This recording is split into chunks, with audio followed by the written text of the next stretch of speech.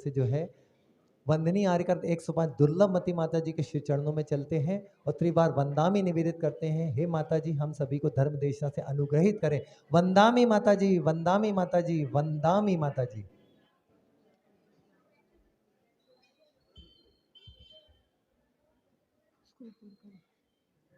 ओम नमः सिद्धेभ्यः। ओम नमः सिद्धेभ्यः।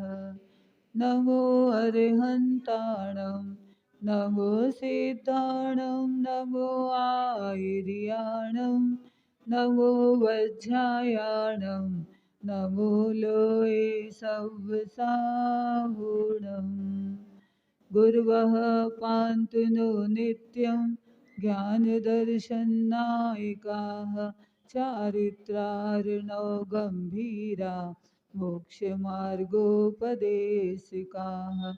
देवादिदेव 1008 श्री कुंडलपुर के बड़े बाबा की, चिंतामणि श्री पार्श्वनाथ भगवान की, भगवान महावीर स्वामी की, संत शिरोमणि आचार्य भगवंत गुरुदेव श्री विद्यासागर जी महाराज की, गुरु नाम गुरु श्री ज्ञान सागर जी महाराज की, 3 कम 9 करोड़ मणिराजों की, वंदनीय आरिका माँ श्री आदर्शमती माता जी की।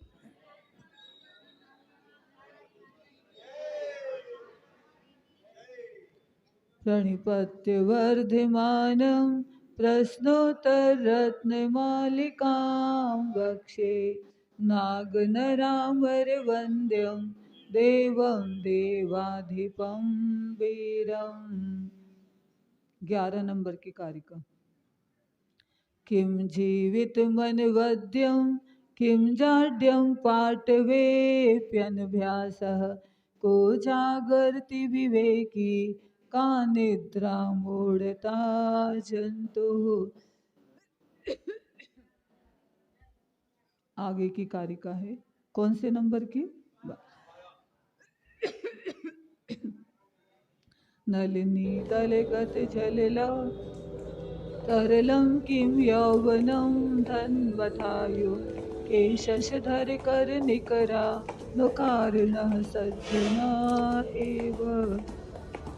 को नरकः परवशता किं सौख्यं सर्वसंगवीरतिर्या किं सत्यं भूतहितं किं प्रेयः प्राणिनां वसवः। किं दानमनाकाङ्क्षं किं मित्रं यन्निवर्तयति पापा कोऽलङ्कारः शीलं किं वाचां वन्दनं सत्यम्। किं वनर्थफलं मानसवसङ्गतं का सुखावहा मैत्री सर्वव्यसनविनाशो को दक्षः सर्वथा त्यागः। कोन्धो यो कार्यरता को बधिरो यः शृणोति न हितानि को मूको यः काले प्रियाणि वक्तुं न जानाति। कुत्र विधेयो यतनो विद्या, ये वाला नहीं हुआ ना? हाँ, किम वर्णम, इसको आज चलना है ये वाली कारिका ना। कल आपने सुना था, क्या सुना? कि अंधा कौन है? जो अयोग्य कार्य में लगा हुआ हो। मेरा हित किसमें है और अहित किसमें, जिसको इसका विवेक नहीं होता तो वो निंद्य कार्य में लगा होता, जो करने योग्य कार्य नहीं उसको करता, वो अंधा है। बहरा कौन है? जो अपने हित को नहीं सुनता है, अपने ही मन की करता रहता, वो बहरा कहलाता है। और गूंगा कौन है? जो समय पर प्रिय बोलना नहीं जानता, वो गूंगा कहलाता है। अब आज की कारिका है, किं वर्णं मूर्खत्वं किं चानर्घ्यं यदवसरे दत्तं। यदवसरे, द में से आ निकलेगा। आमरणान्तिं कौसल्यं प्रच्छन्नं यत् कृतमकार्यं किं मरणं मूर्खत्वं किं चानर्घ्यं यदवसरे दत्तम् आमरणान्तिक किं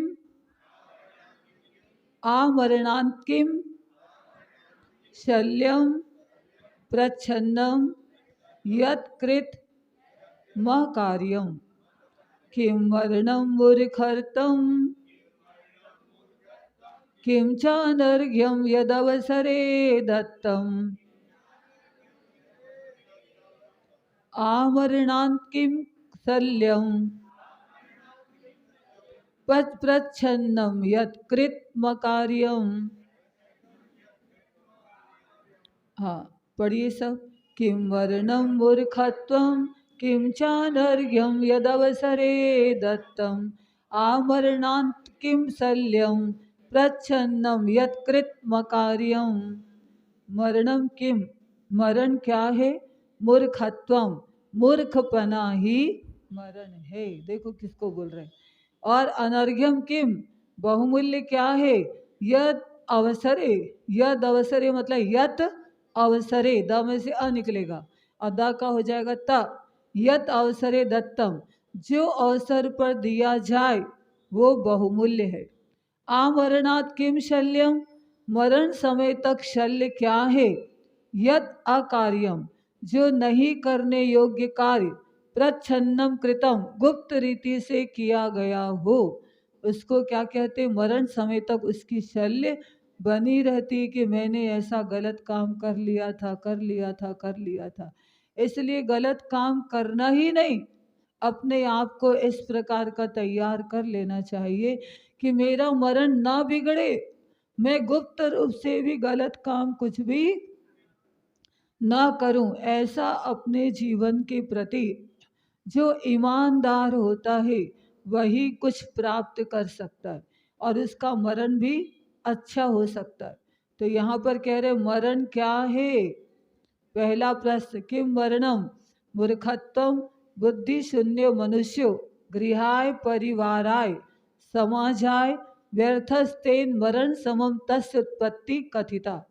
अर्थात जो मूर्ख होता, बुद्धि शून्य मनुष्य होता है, और परिवाराय परिवार में, समाजाय समाज में, घर में, व्यर्थस्ते व्यर्थ में, मरणम समम तस्य उत्पत्ति, मरण के समय वो कैसा हो जाता है? जिस व्यक्ति की बुद्धि नहीं, मूर्खता जिसके जीवन में है, वही उसका मरण कहलाता है। जीवित रहते हुए भी वो मरे हुए के समान, अर्थात अपने विवेक का काम नहीं करता।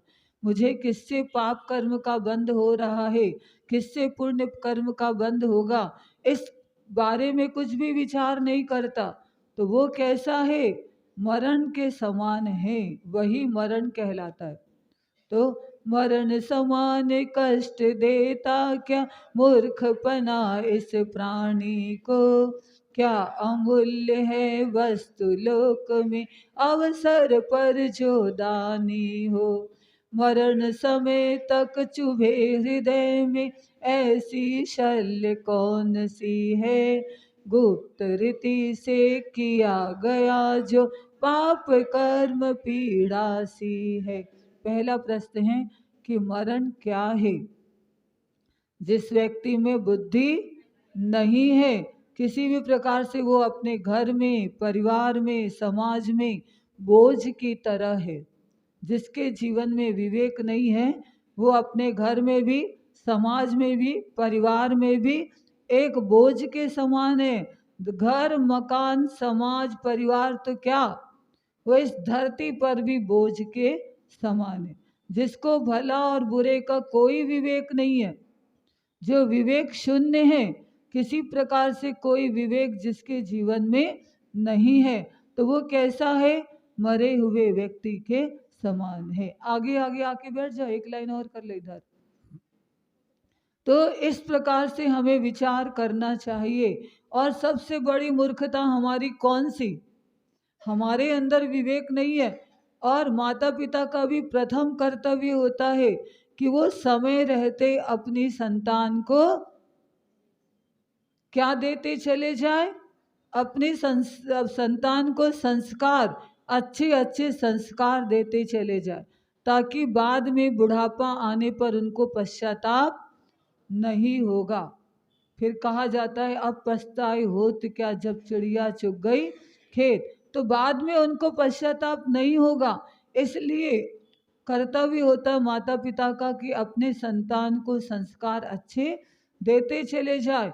और संतान तो कोरी स्लेट की तरह होती, छोटा बच्चा, और छोटे बच्चे का कैचिंग पावर इतना तेज होता, उसका कैचिंग पावर कैसा कि वो छोटा बच्चा भी विचार करता है कि मुझे माँ क्या कर रही है और माँ को ही देखता रहता है।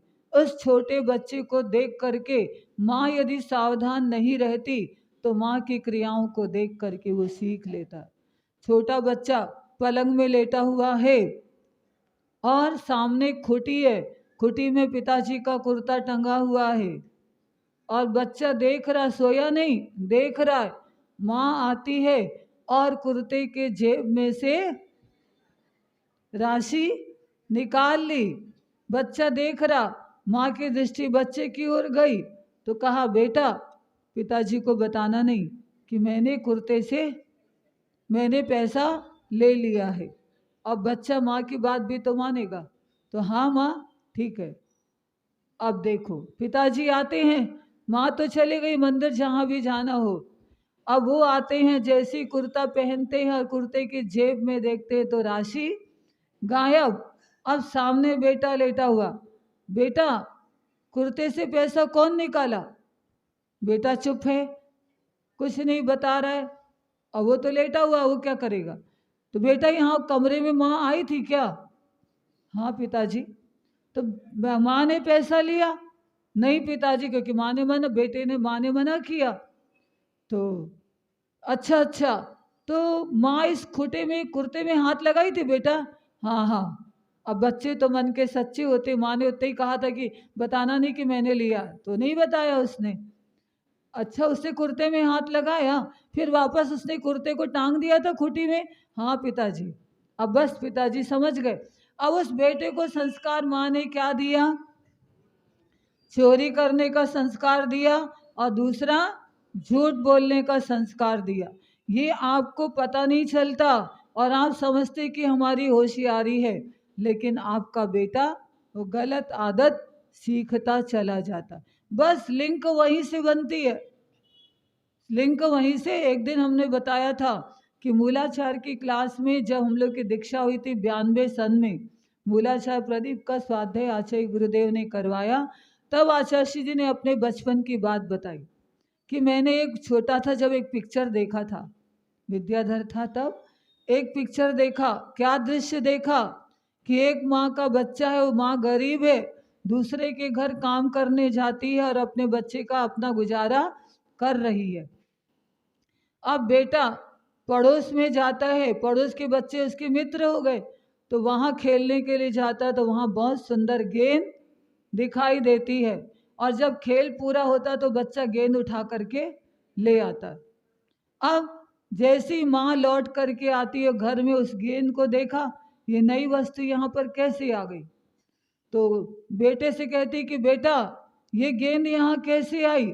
अब माँ का बेटा है, बच्चे मन के सच्चे, उन्हें पूरी पूरी बता दी कि हम खेलने गए थे माँ, ये गेंद मुझे अच्छी लगी चाचा जी के यहाँ, तो मैं लेकर के आ गया। सत्य बोला बेटे ने। अब माँ ने क्या किया? रसोई घर में जाती है, चूल्हे से गरम गरम लकड़ी निकाल कर लाती है और लकड़ी उसके हाथ में छिगा देती है, तो वो उछल जाता है, रोने लगता है। फिर माँ क्या करती, लकड़ी तो वापस चूल्हे में डाल दी और उस बच्चे को कहाँ ले जाती है? पड़ोस के घर में नहीं, वो ले जाती, बेटे से कहती कि बेटा जहाँ से गेंद लेकर के आए वहाँ दे करके आ। रोता रोता बच्चा जब उसके हाथ में लग गई थी तो माँ ने तुरंत थोड़ा सा उपचार कर दिया, लेकिन उसने अंगारे वो गरम गरम लकड़ी तो जरूर लगाई। अब बेटे को भोजन आदि सब कुछ करा दिया और शांत हो गया बेटा। माँ ने कहा कि जाओ उस गेंद को वहीं रख कर के आओ, चाची जी से क्षमा मांग के आना। वह अंकल आंटी का काम नहीं है, हिंदी में बोला जाता है। तो फिर बेटा गया माँ की आज्ञा मान करके और कहता, चाची जी ये गेंद मैं खेलने आया था और ये गेंद बिना पूछे मैं अपने घर में ले गया था, तो मेरी माँ ने मुझे भेजा है कि गेंद वापस करके आओ। तो चाची जी आपकी घर की गेंद है। चाची की आंखों में आंसू आ जाते कि देखो इसकी माँ ने इसको क्या शिक्षा दी। और चाची कहती कि बेटा अब ये गेंद मैं तुझे दे रही हूँ, क्योंकि उसको मालूम है कि गरीब है कहाँ से लेकर आएगा, मैं तुझे दे रही, माँ से कहना कि चाची जी ने अपने हाथ से मुझे दिया। तो ठीक बेटा ले गया गेंद, माँ को बताया तो माँ खुश हो जाती है क्योंकि बेटे को भी खेलने के लिए गेंद मिल गई। अब देखो माँ तो गरीब थी, समय आकर के माँ का अवसान, और बेटा बहुत बुद्धिमान और अच्छा निकला। उसने ना झूठ बोलना सीखा ना चोरी करना सीखा। इस पुण्य कर्म के उदय से वो बच्चा बड़ा हो जाता, कमाने लायक हो जाता है, माँ वृद्ध हो जाती, माँ का मरण हो जाता, बेटे का तो विवाह भी हो गया। अब अच्छा 7 मंजिल का मकान है, अब वो बन गए सेठ जी, बेटा सेठ जी बन गया। और सेठ जी 7वीं मंजिल के मकान में बैठे हुए हैं, कुछ चिंतन कर रहे थे। अचानक हाथ में नजर जाती है तो जले का निशान बना हुआ, उस निशान को देख करके सेठ जी रो रहे कि देखो बचपन में मेरी माँ, मैं चोरी करके लाया था, मेरी माँ ने मुझे चोरी करने से बचा लिया, झूठ बोलने से बचा लिया, और आज मैं उसी के पुण्य स्वरूप माँ के संस्कार के कारण आज इतना बड़ा आदमी बन गया। तो माँ को याद आ रही। इसलिए माता पिता का कर्तव्य है कि बचपन से ही छोटी छोटी बातों का, बच्चों की छोटी छोटी बातों का ध्यान रखें और उनको संस्कारित करते जाए। झूठ बोलने से बचाए, हिंसा करने से बचाए, चोरी करने से बचाए, और इधर उधर का काम करने से बचाए, और परिग्रह ज़्यादा इकट्ठा करने से बचाए। ये संस्कार माता पिता को बच्चों, तो बचपन से लालच दे दी, बेटा स्कूल जाओगे तो चॉकलेट मिलेगी, स्कूल जाओगे तो आपको खर्च का पैसा मिलेगा, तो लोभ करना सीख गया। परिग्रह इकट्ठा करना बच्चा सीख जाता है। पाठशाला आने के लिए लालच देती हो क्या? लेकिन स्कूल जाने के लिए माँ बच्चों को लालच देती है। यही कारण है कि वो बच्चा बिगड़ता चला जाता है। इसलिए मरण क्या है? मूर्खता। वो माता पिता मूर्ख कहलाएंगे। जबलपुर के माता पिता तो अच्छे, वो माता पिता मूर्ख कहलाएंगे जो बच्चों को संस्कार नहीं देते, छोटी छोटी उनकी आदतें, जो बुरी आदत पड़ जाती है उस पर ध्यान नहीं देते, तो आगे जाकर के बच्चा बिगड़ जाता है। इसलिए माता पिता का कर्तव्य है अपने बच्चों को संस्कारित करें और स्वयं अपने आप को भी संस्कारित करें। भूल कर भी बच्चों के सामने गलत काम ना करें, नहीं तो बच्चा, उसका कैचिंग पावर तेज होता है, वो माता पिता का अनुसरण कर लेता बचपन से, यदि आपकी गलत आदत है तो। इसलिए पहले अपनी आदतों को सुधारें और बच्चों के सामने भी आपकी प्रस्तुति बहुत अच्छी होनी चाहिए। ठीक।